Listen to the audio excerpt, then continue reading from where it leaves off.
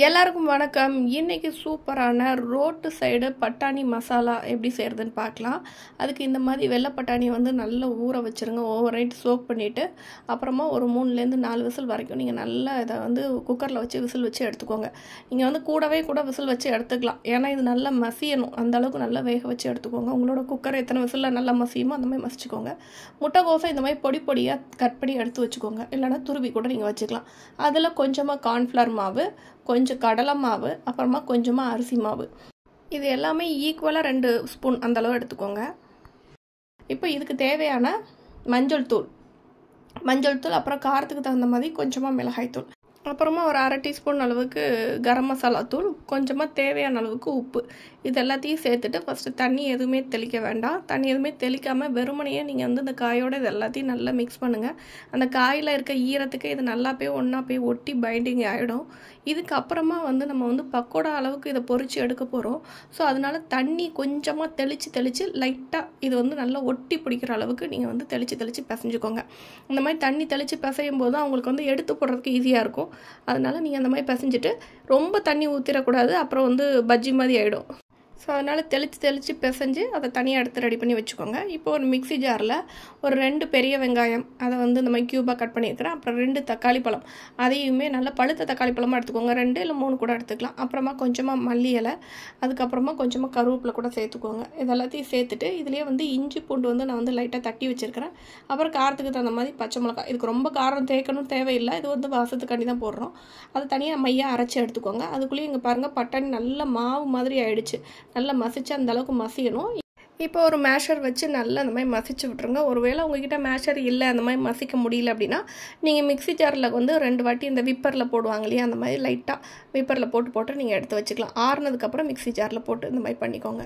இப்போது அடிகனமான ஒரு பாத்திரம் வச்சுட்டு அதில் கொஞ்சமாக ஆயில் விட்டுட்டு கொஞ்சம் சோம்பு, கொஞ்சம் சீரகம் சேர்த்துக்கிறேன். அப்புறம் கொஞ்சம் பட்டை சோம்பு வகைகள் என்னெல்லாம் வேணுமோ நீங்கள் போட்டுக்கலாம். நான் கல்பாசி தான் போட்டுக்கிறேன். இது கொஞ்சம் நல்லா வாசனையாக இருக்குமேன்னு சொல்லிட்டு கல்பாசி, அப்புறமா கொஞ்சமாக பட்டை துண்டு இருந்ததில் அதெல்லாம் போட்டுக்கிறேன். அதுக்கப்புறமா நம்ம அரைச்ச வச்சா அந்த கலவையில் இருக்கு இல்லையா, இந்த வெங்காயம் தக்காளி கலவை, அதை அப்படியே இந்த பாத்திரத்தில் ஊற்றிட்டு அந்த மிக்ஸி ஜாரை கழுவி அந்த தண்ணியும் இதில் சேர்த்துக்கோங்க. இது சேர்த்த பின்னாடி நம்ம மசிச்சு வச்சுருக்க அந்த பட்டாணி இருக்கு இல்லையா, அது இந்த மாதிரி நான் மசிச்சு வச்சுருக்கிறேன். இந்த மாதிரி மசிச்சு வச்சதையும் அதோட சேர்த்துட்டு இதுக்கு தேவையான ஸ்பைசஸ் எல்லாம் சேர்த்துடலாம். கொஞ்சமாக மஞ்சள் தூள், அப்புறமா மிளகாய்த்தூள், ஒரு 2 ஸ்பூன் அளவுக்கு மிளகாய்த்தூள் சேர்த்துக்கோங்க. சேர்த்துட்டு கொஞ்சமாக கரம் மசாலா தூள் சேர்த்துக்கலாம். கரம் மசாலா தூள் நம்ம ஃப்ரை பண்ணும்போது சேர்த்தோம் இல்லையா, அந்த அளவுக்கு இதுலேயே கொஞ்சம் சேர்த்துக்கலாம். அதுக்கப்புறமா கல் உப்பு நான் ஆட் பண்ணிக்கிறேன்.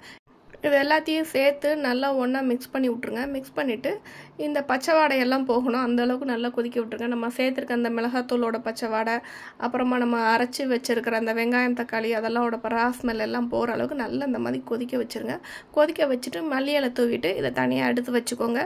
இந்த பட்டாணி கிரேவி ரெடி ஆயிடுச்சு. இப்போ நம்ம அந்த மிக்ஸ் பண்ணி வச்சுருந்தோம் இல்லையா முட்டைக்கோஸுக்கு ஃப்ரை பண்ணுறதுக்கு, அதை இந்த மாதிரி ஆயில் ஹீட் பண்ணிவிட்டு இந்த மாதிரி பக்கோடா மாதிரி பொரிச்சு எடுத்துக்கணும்.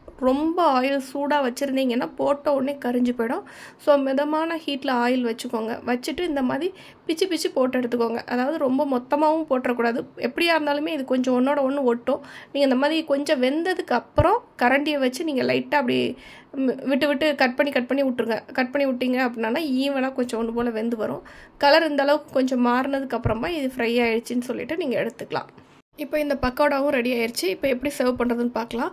ஒரு பிளேட்டில் நம்ம ரெடி பண்ணி வச்சுருக்க அந்த பட்டாணி கிரேவியை கொஞ்சமாக ஊற்றிட்டு அது மேலே இந்த பக்கோடாவை நல்லா பிச்சு போட்டுக்கோங்க. போட்டுட்டு பொடியாக கட் பண்ணி வச்சுருக்கிற வெங்காயத்தை அது மேலே தூவிக்கோங்க. கொஞ்சமாக மல்லி இலை, இதில் நீங்கள் பொரி இருந்ததுன்னா பொரி போட்டுக்கலாம். அப்படி இல்லைன்னா ஏதாவது காரமான மிக்சர் இருந்ததுன்னா மிக்சர் போட்டுக்கலாம்.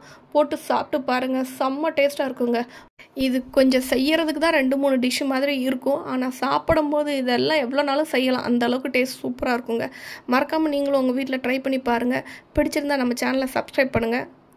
எப்படி இருந்துச்சுன்னு கமெண்ட் செக்ஷனில் மறக்காமல் சொல்லுங்கள். தேங்க்ஸ் ஃபார் வாட்சிங்.